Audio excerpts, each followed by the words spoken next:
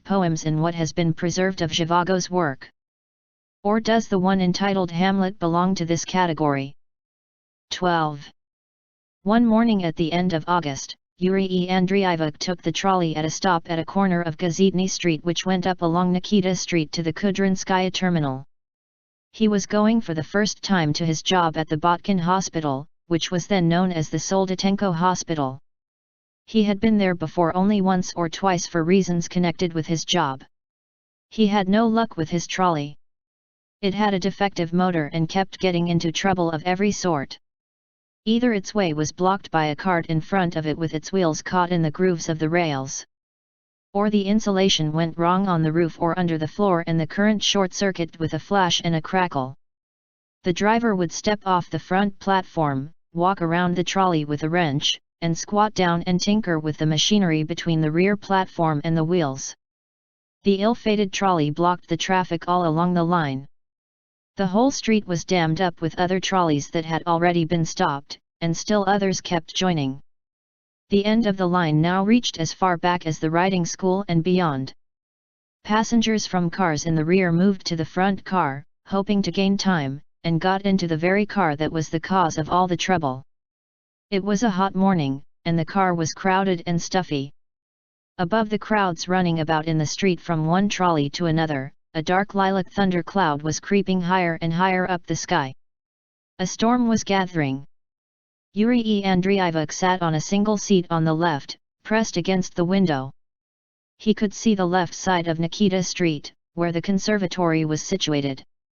With the vague attention of a man thinking of something else, he watched the people walking and driving past on that side, missing no one. A grey-haired old lady, in a light straw hat with linen daisies and cornflowers and a tight old-fashioned lilac dress, was trudging along the pavement, panting and fanning herself with a flat parcel that she was carrying in her hand. Tightly corseted, exhausted by the heat, and streaming with sweat, she kept mopping her damp lips and eyebrows with a small lace handkerchief. Her course was parallel to that of the trolley.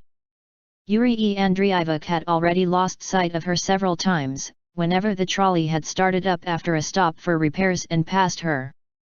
She had again come back into his field of vision when it broke down once more and she overtook it.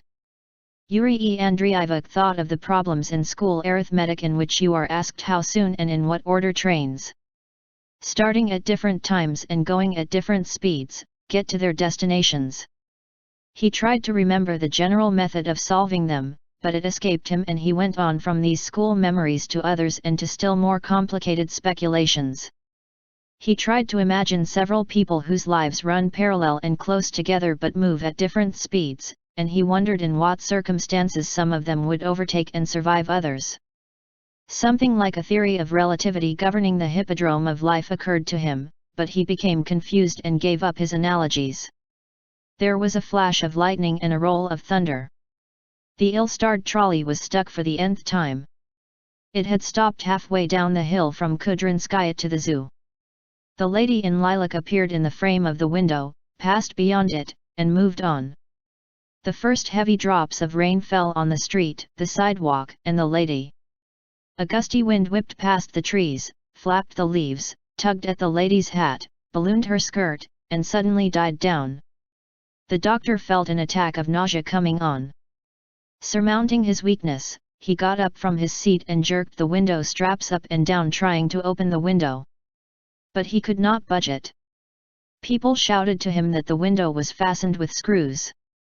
But the doctor, fighting against his attack and seized by a sort of panic, was not aware that the people were addressing him, or of the meaning of their words. He continued his attempts to open the window and again gave 3 sharp tugs at the strap up, down, and toward himself. Suddenly he felt a sharp pain, greater than any he had ever experienced before. He realized that something had broken in him, he had done something irreparable, fatal, that this was the end. At this moment the trolley started, but after going only a short way down the Presnya it stopped again. By a superhuman effort of the will, Yurii Andreievich pushed through the solid crowd down the center passage, swaying and stumbling, and came out on the rear platform. People blocked his way and snapped at him. The fresh air seemed to revive him, and he thought that perhaps everything was not lost, that he was better. He began to squeeze his way through the crush on the rear platform, provoking kicks and more abuse. Ignoring the resentful cries, he broke through the crowd, got down from the standing trolley into the street, took a step, another, a third, collapsed on the stone paving, and did not get up again. There arose a hubbub of talk, arguments, suggestions. Several people got off the trolley and surrounded him. They soon found that he was not breathing and his heart had stopped. The group around the body was joined by others who stepped off the sidewalks. Some relieved and others disappointed that the dead man had not been run over and his death had nothing to do with the trolley. The crowd grew larger. The lady in lilac came up too, stood a moment, looked at the body, listened to the talk, and went on. She was a foreigner, but she understood that some people were in favor of putting the body on the trolley and taking it to the hospital, while others said that the police should be called. She did not wait to learn the outcome. The lady in lilac was a Swiss national. She was Mademoiselle Fleury from Zhivago, and she was now very, very old. For 12 years she had been writing to the authorities in Moscow for permission to return to her native country, and quite recently her application had been granted. She had come to Moscow for her exit visa and was now on her way to her embassy to collect it. Fanning herself as she went along with her documents, which were done up in a bundle and tied with a ribbon. So she walked on, overtaking the trolley for the 10th time and quite unaware that she had overtaken Zhivago and survived him. 13. Through the open door of the passage could be seen one end of the room with the table placed at an angle in the corner. On the table the coffin, like a roughly carved canoe, pointed at the door with its lower, narrow end, which bore the feet of the corpse. It was the same table at which Yurii Andreievich had done his writing. The room had no other. The manuscripts had been put away in a drawer, and the coffin stood on the top. His head was raised on a mound of pillows, and his body lay in the coffin as on a hillside. He was surrounded by a great many flowers, whole bushes of white lilac, hard to find at this season, cyclamen and cineraria in pots and baskets. The flowers screened the light from the windows. The light filtered thinly through the banked flowers to the waxen face and hands of the corpse and the wood and lining of the coffin. Shadows lay on the table in a pattern of leaves and branches as if they had just stopped swaying. The custom of cremating the dead had by this time become widespread. In the hope of a pension for the children, and to ensure their education and Marina's position at the post office, it had been decided to dispense with a church service and simply have a civil cremation. The proper authorities had been notified and their representatives were expected. In the interval the room seemed empty, like premises vacant between the going of one set of tenants and the coming of another. The stillness was broken only by the unwitting shuffling of the mourners, as they tiptoed in to take their leave of the dead. There were not many of them, but nevertheless a good many more than might have been expected. The news of the death of this almost unknown man had spread with amazing speed. Among the people were many who had known him at different times in his life, though he had afterwards lost touch with them and forgotten them. His poetry and scientific work attracted an even greater number of unknown friends who had never met the man but had been drawn to him and had now come to see him for the first and last time. In these hours when the silence, unaccompanied by any ceremony, became oppressive as if it were an almost tangible privation, only the flowers compensated for the absence of the ritual and the chant. They did more than blossom and smell sweet. Perhaps hastening the return to dust, they poured forth their scent as in a choir and, steeping everything in their exhalation, seemed to take over the function of the office of the dead. The vegetable kingdom can easily be thought of as the nearest neighbor of the kingdom of death. Perhaps the mysteries of evolution and the riddles of life that so puzzle us are contained in the green of the earth, among the trees and the flowers of graveyards.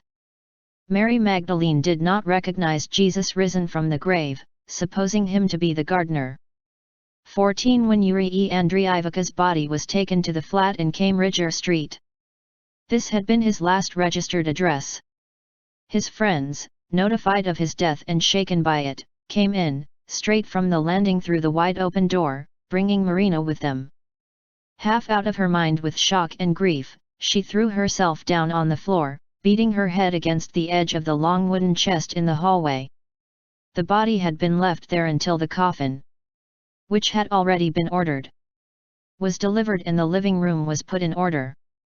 She was in a flood of tears, now whispering, now crying out, choking over her words and breaking into loud lamentations. She grieved with an abundance of speech, as peasants do, neither distracted nor embarrassed by strangers. She clung to the body and could scarcely be torn away when the time came for it to be carried into the room, washed, and placed in the coffin. All this had been the day before. Today the frenzy of her grief had abated, giving way to a weary numbness. She sat in silence, though still only half conscious of herself or her surroundings. Here she had stayed the rest of the preceding day and all through the night, never leaving the room. Here the baby had been brought for her to feed, and Kapka and her young nurse had come and gone. She was accompanied by her friends Gordon and Dudorov, who also were numb with grief. Markel, her father, would sit down on the bench by her side and sob and blow his nose into his handkerchief loudly. Her weeping mother and sisters came and went. But there were two people in the gathering, a man and a woman, who stood out from all the rest. They did not claim any closer tie with the deceased than the others. They did not compete in sorrow with Marina, her daughters, or his friends.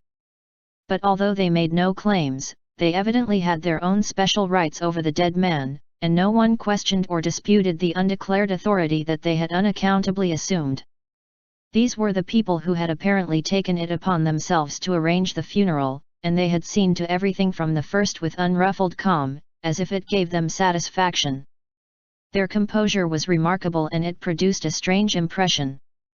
As if they were involved not only in the funeral but also in the death. Not in the sense of having directly or indirectly caused it but as people who, once it had occurred, had given their consent to it, were reconciled, and did not see it as the most important event in the story of Zhivago. Few of the mourners knew them, a few others surmised who they were, but most had no idea. Yet whenever this man, whose narrow Kyrgyz eyes both expressed and aroused curiosity, came into the room with the casually beautiful woman by his side, they all, including even Marina, at once, without protest, as if by agreement, got up from where they had been sitting on the chairs and stools placed in a row against the wall, and went out, crowding uncomfortably into the corridor and the hallway and leaving the couple alone. Behind half-closed doors, like two experts who needed, quietly, unhindered, to accomplish something directly concerned with the funeral, and vitally important. So it was now. They remained alone, sat down on two chairs near the wall, and at once began to talk. "What have you found out, Evgraf Andreievich? The cremation is to be tonight. In half an hour they'll come from the Medical Workers' Union to get the body and take it to their club. The civil ceremony is at 4.